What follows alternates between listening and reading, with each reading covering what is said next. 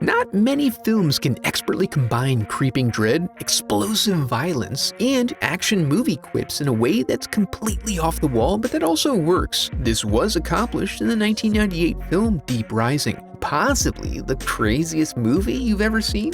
You can be the judge as we open on warnings of the depths of evil and unknown horrors that reside in the deepest, darkest recesses of the ocean. But if we didn't already know that, this story explores the mysteries of those things that would desire to swallow us whole. And this is driven home by an inhuman POV exploration of some shipwrecks that seem to be fairly enticing. We then find ourselves immediately topside with a ship cutting across the rough waves in inclement weather, piloted expertly by rogue Captain Finnegan and his merry band of degenerate sea persons. He's got Layla helping navigate from the bow and Pantucci handling engines and IT as the navigation systems go down, making it incredibly difficult to maintain his current speed. He and the crew were hired by some shady benefactors to deliver them out into the middle of nowhere. There's a high likelihood of illegal activity here, but Finnegan's most valuable trait is his ability to get a job done and keep his mouth shut when the pay's right. We then swoop in on an ocean liner filled with every hedonistic excess you could ever imagine. Gambling, fire dancing, erotic waitstaff, and so forth. It's every type of entertainment presented all at once. The festivities are interrupted briefly by Simon Canton, the owner-operator of the Nautica. He welcomes all of the patrons to the maiden voyage of this pleasure cruise for the ultra-wealthy. So beautiful, so elegant, so rich. Yes. Laugh about your wealth and hold nothing sacred. But among the crowd are opportunists like Trillian St. James, here under false pretenses not to spend tremendous riches but to pilfer them. She wastes no time enacting her plan, pausing only for a moment outside to take in the majesty of two humpback whales mating. Back on the clipper, the mercenary passengers cut it up and have some good bro time talking about what bros like. For instance, making love, or who would win in a sword fight with their dicks. You know, guy stuff. Pantucci penetrates their ranks unnoticed so he can take a little peek in their supply locker. While in radio communication about the continuing radar issues, he uncovers a cache of torpedoes they've brought on board. He's then discovered and initiated into the crew, but having only a skeleton crew to begin with, Finnegan lays down the law as captain, pointing out how necessary it is for his engine man to remain unmolested. That's even if, as Hanover points out, he was being a bit nosy. But it's hard to pull the reins in when the boys start stomping spines. So Captain forces a standoff that eventually results in the two leaders calling a temporary truce. Back on the cruise, Trillian strolls into the security locker, which the captain apparently has full access to, along with all of its contents. But no matter, because Simon knows everything that happens on his ship. They even have her entire rap sheet already. Assuming she will continue to cause trouble, they banish her to the unfinished brig. She arrives, but with Simon's billfold.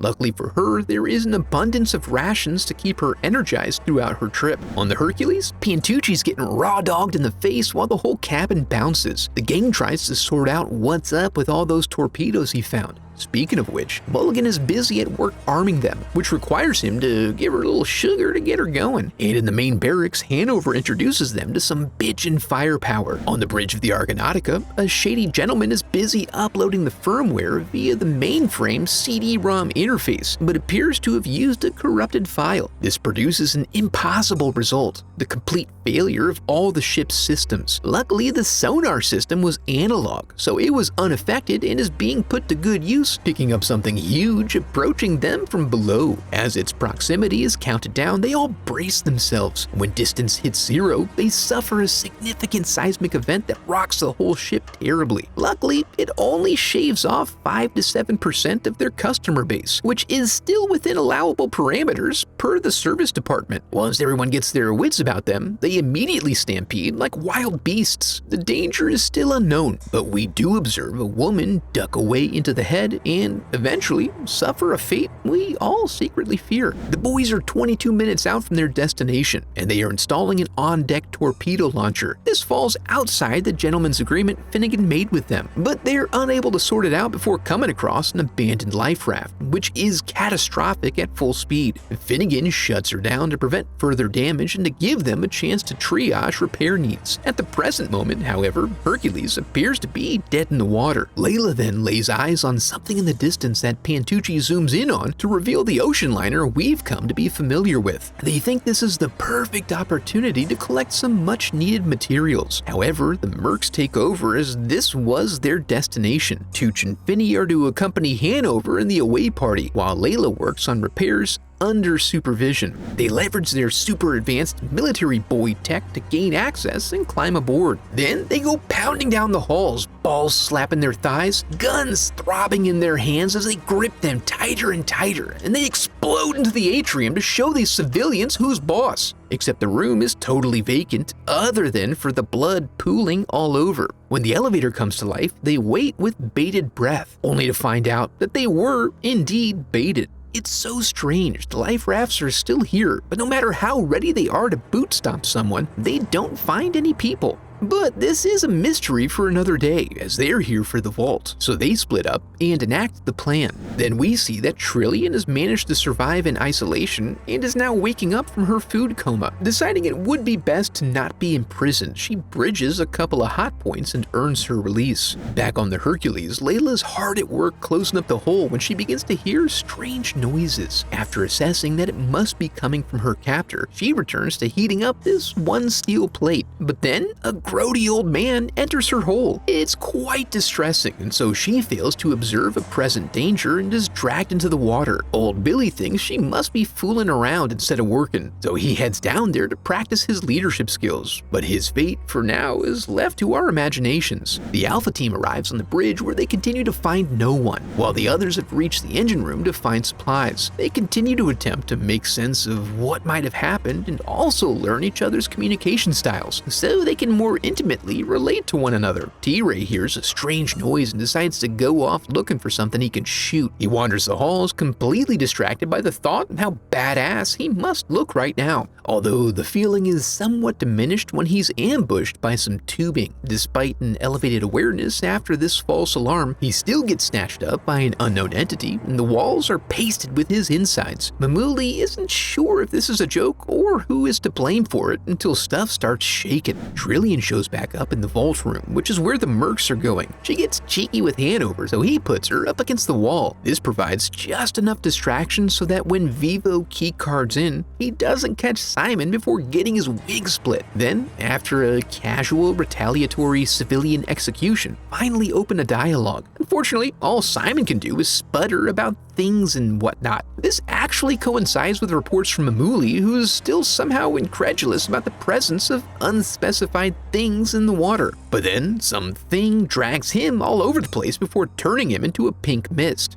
I guess he believes now. The resulting gunfire prompts the men to run and take a look. Whatever it is, it's still being shy. But if they happen to run along a conveniently engineered walkway, they may be able to confirm its advance. Trillian slips away in the confusion and dashes to the elevator, where she runs into the good boys, only pausing momentarily so she and Finnegan can soak each other in. There's a noise on the roof, but they're busted in upon by the Mercs, who take custody of their weapons. Still sensitive about their dead compadres, Mulligan attempts to get even and suffers a ruptured ball sack instead. Hanover begins to entertain the idea that something may be fishy about this situation, which is confirmed when the elevator lets go, plunging them into the sub-basement, a 12-story freefall that they all survive.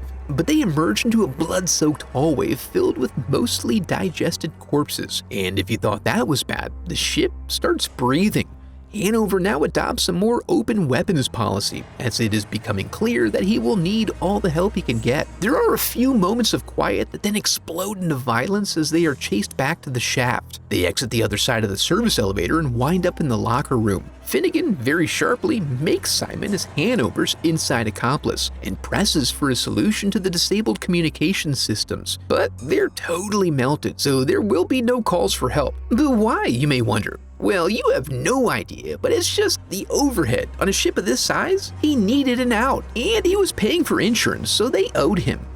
You mean we're all gonna die because you screwed up on the map? Yes, exactly that. Of course, the passengers were meant to survive, but intent is hotly disputed right now. And while they dispute, their guest finally appears. They shoot open what must have been its belly because a partially digested Billy is released into their midst. He gives them a little show and they reopen fire, even though they don't know what part of the thing they're firing upon. In a brief interlude while everyone's scattering, Trillian seems to offer up a handy in exchange for a ride on the Hercules. Can you get me a cold beer?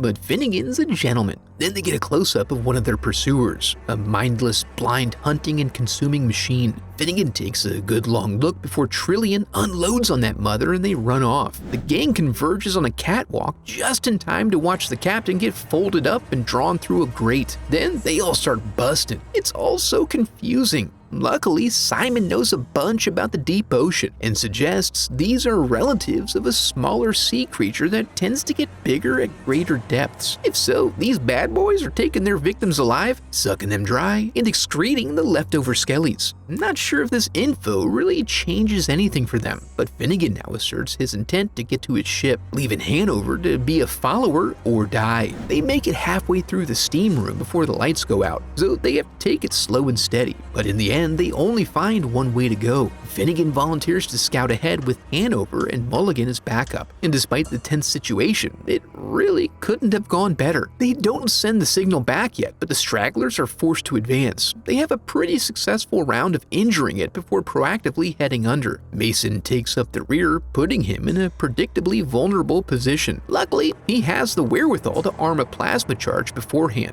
and they lament the loss of their friend. They consider locking down in the galley until the inevitable search party arrives in a few days. Finnegan is a die-trying kind of person, but Mulligan is a with me or against me kind of lad. He's even willing to face down his own boss, the most important person in a man's life. Taking a different approach, Finnegan tells a story about an octopus and a bottle that had a fish in it, and the octopus opened the bottle. You see? Afterward, Trillian takes a crack at reasoning with him as if Finn didn't just tell his legendary bottle story. And just in case anyone doubted the metaphor, the octopus finds its way in. But they let it dawn on him slowly since he needs to learn the lesson most. He then successfully drives it back, resulting in him getting unnecessarily cocky, resulting in his untimely digestion. They continue to try to find a pathway out, but these things keep on hatching on them and forcing them inward and leaving them to wonder what's up with that. Simon, knowing the layout, has his moment of heroism but blows it by sending them in the wrong direction so he can escape on his own. While they lay down a distraction in the mortuary, they stand in disbelief for a period of time before a fresh hole breach sends them scurrying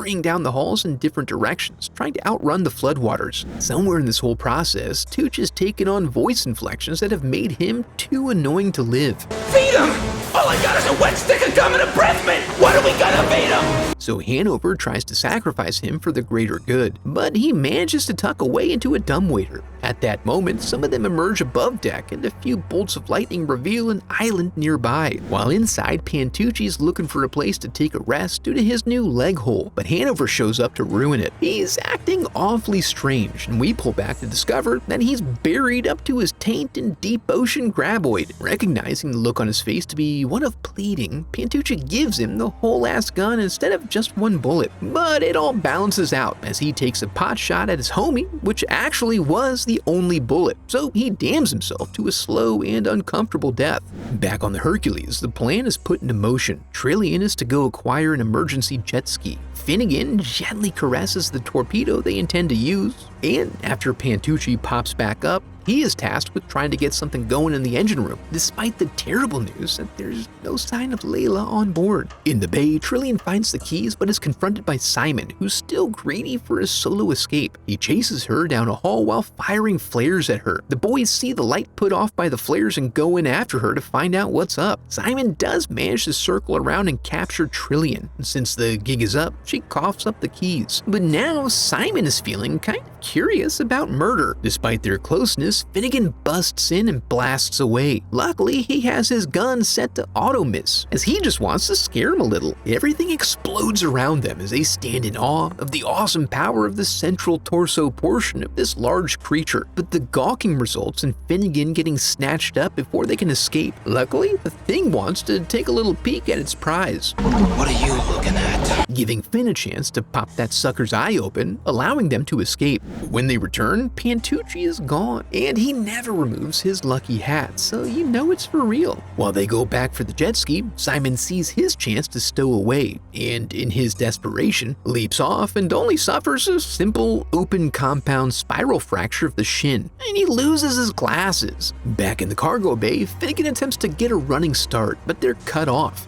They try to redirect but hit roadblocks at every turn, requiring some pretty fancy ski-doing and gunplay to find a pathway out. On the Hercules, Simon discovers the ship is locked into autopilot and on an arcing pathway back toward the Argonautica to deliver its full payload directly into her underside. Luckily, explosions this big take a while to run their course, and so they continue maneuvering within her guts until they find the exit ramp and get spit out like a dead tooth, while everything else is immolated within. They have just enough juice to make it to shore, but the Ski-Doo is toast at that point. But oh, the carnal possibilities. Until Pantucci floats in on a surfboard alive and mostly well. The road ahead is uncertain, but they laugh in relief due to their good fortune.